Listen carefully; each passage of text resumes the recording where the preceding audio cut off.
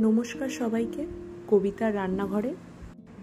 আজকে আমি আপনাদের একঘেয়ে এঁচড়ের তরকারি বাদ দিয়ে এঁচড় দিয়ে একটি নতুন ধরনের রেসিপি করে দেখাচ্ছি, যা খেতে এক কথায় দারুণ হয় এবং যা একবার বানিয়ে খেলে বারবার করে খেতে ইচ্ছা করবে। তাই দেরি না করে চলুন তাড়াতাড়ি দেখে নিন রেসিপিটি। প্রথমে অল্প এঁচড় কেটে রেখে দিয়েছিলাম, সেটা ফুটন্ত নুন হলুদ দেওয়া জলের মধ্যে দিয়ে দিচ্ছি, দিয়ে এটা সেদ্ধ করে নেব। এঁচড়টা সেদ্ধ করা হয়ে গেছে, এরপর তুলে ঠান্ডা করে নেব। ঠান্ডা করার পরে সেদ্ধ এঁচড়টাকেই শুধু আগে ভালো করে একটু মেখে নেব।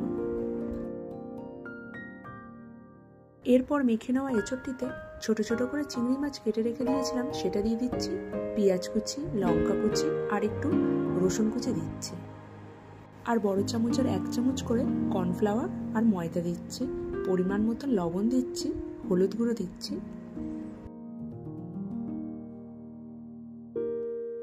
আর একটু সর্ষের তেল আর গরম মশলা দিয়ে ভালো করে এটা মেখে নেব, আর সামান্য লেবুর রসও দিচ্ছি।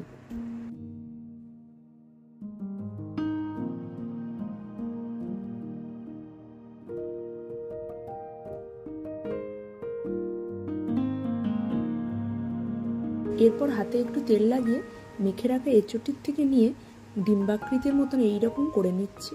আপনারা চাইলে গোল গোলও করতে পারেন। সবটা ডিম্বাকৃতি করে নেব।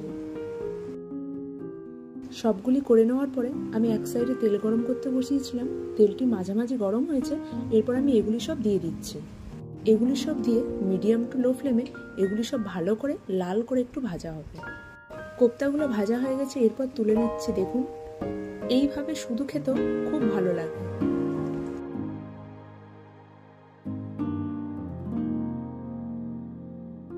এরপর তেলের মধ্যে শুকনো লঙ্কা, তেজপাতা, জিরে ফোড়ন দিয়ে এটা একটু ভেজে নেব।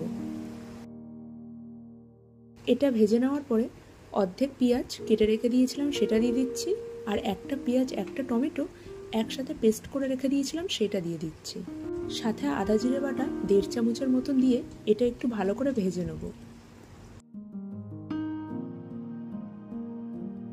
এটা ভাজার পরে হলুদ গুঁড়ো, লঙ্কার গুঁড়ো, চিনি, পরিমাণ মতন লবণ, 1 চামচ টক দই আর কাশ্মীরি লঙ্কার গুঁড়ো দিয়ে দিচ্ছি, আর একটু সামান্য জল দিয়ে মশলাটাকে ভালো করে মিশিয়ে এটা আর একটু ভেজে নেব।